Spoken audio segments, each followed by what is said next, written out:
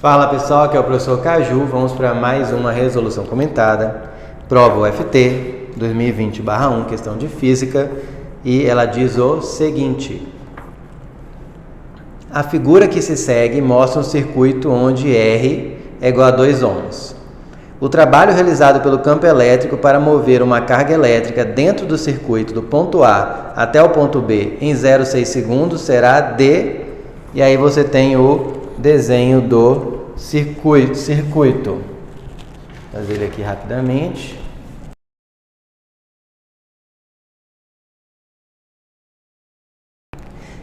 Ok, pessoal, essa questão era aquele tipo de questão para você testar se você realmente tem confiança no que você sabe, porque ela leva você a crer que tem alguma coisa errada. Por mais que você ache que aquilo é o certo, você vai ficar em dúvida por causa do jeito que a questão foi proposta, do jeito que ela foi escrita. Ele deu um monte de informação e a gente não vai usar praticamente nenhuma, porque aqui você começaria a pensar: nossa, eu tenho um circuito e esses dois geradores aqui, ou seja, duas baterias, estão uma de frente para a outra, gosto de falar assim, né? Porque a corrente sai aqui do positivo e aqui está o positivo, então da outra. Então uma vai ser o gerador, a que tem a maior, outra vai ser o motor. E aí talvez eu tenha que usar a lei de Kirchhoff quando tem isso, ou fazer a corrente.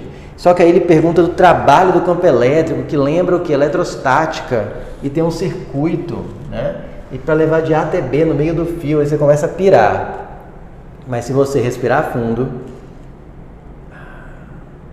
perceber, tirar a nuvem de poeira, que é toda essa informação, e pensar no que foi pedido, que é trabalho realizado pelo campo elétrico, você vai ver a luz no fim do túnel, você vai ver a saída da questão. Por quê?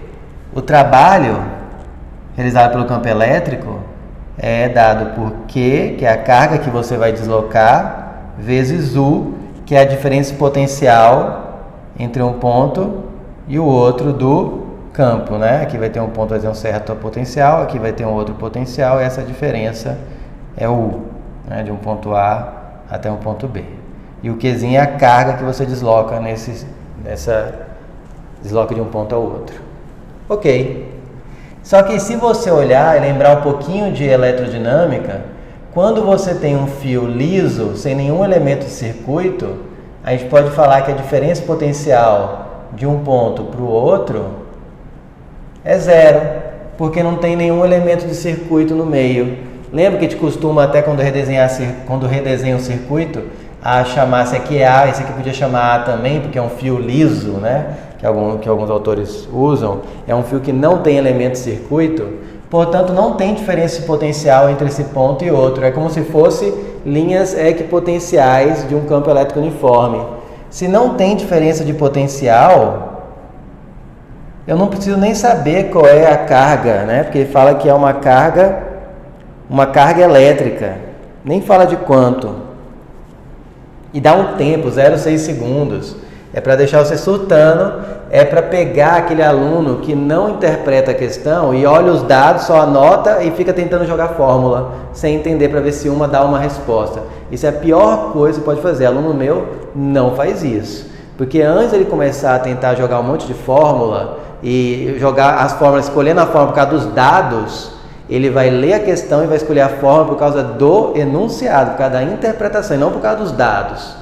É aquele velho sublinha os dados, escreve, agora escolhe a fórmula. Isso funciona em alguns casos, e mesmo assim, depois que você entendeu que pode fazer isso, porque você interpretou a questão. Por isso acontece muito em cinemática.